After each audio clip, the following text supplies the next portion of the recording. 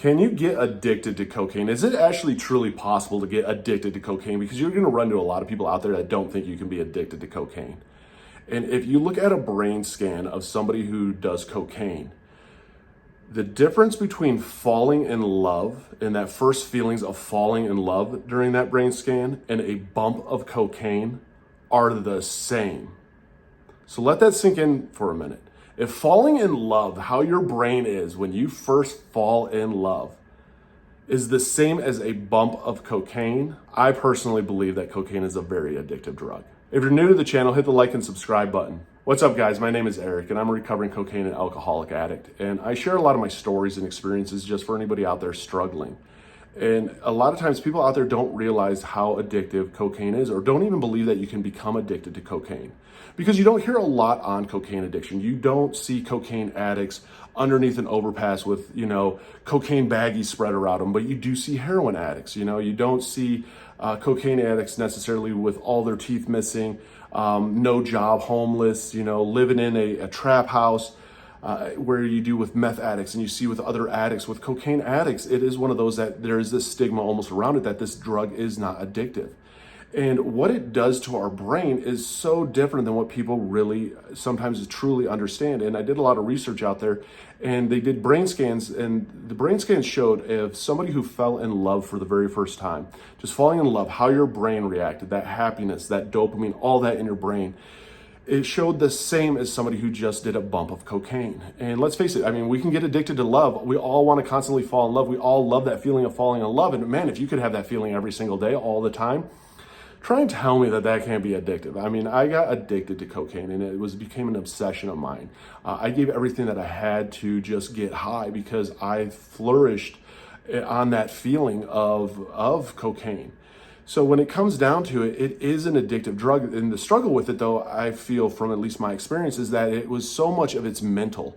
Like when you do get sober from cocaine, maybe a little bit of body aches and some struggles. I was going through alcohol withdrawals at the same time, so I couldn't tell you exactly what the full differences were.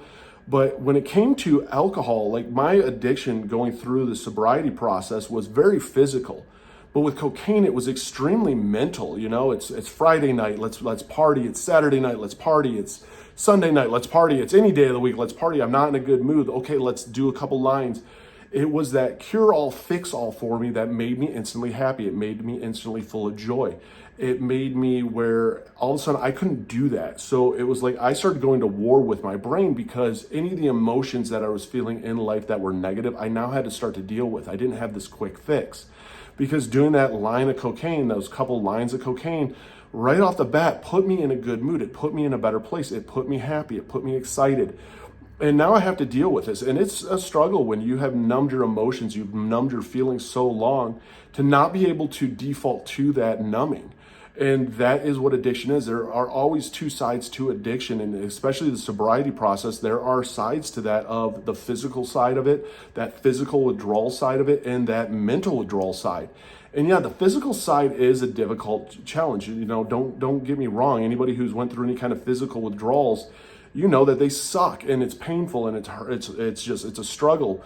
But that mental withdrawal is so long and it's so drawn out, and there's constant things that bring your brain right back to wanting to do it, wanting to numb it, wanting to fix it. And that can happen and last a lot longer than what it does for that physical side. A couple weeks down the road, that physical side, you're not feeling it like you still are that mental side, and it builds and builds. I can tell you after 7/25/17 is my sobriety date. I still think about cocaine very often. That's how strong that addiction was. And it's one of those that thankfully I can share about it. I can talk about it. I can go to meetings. I have a lot of support when it comes to my addiction. But it's something there that's always in our brain. So is cocaine addictive? Absolutely it is. And anybody who tells you any differently, find the right support for it, because it is a struggle. It's a struggle every day to stay sober. And that's why it's called one day at a time. For the one out there struggling, comment down below. Down below, I also have links to NA and AA for anybody struggling. Hit the like and follow button, because I love to share and educate on this stuff of just my experiences, because it helps to know that you're not going through this alone. And it's hard to explain to a lot of people of my brain, of how your brain feels and what you're going through mentally. Some people just don't get it, especially non-addicts, don't get how our brain is. So to find those people, to find people that do understand it is a blessing in disguise, and it makes that sobriety process so much easier. So if you are out there struggling, again, hit the like and follow button, comment down below, and reach out for some help, because what you're going through, you don't have to do it alone.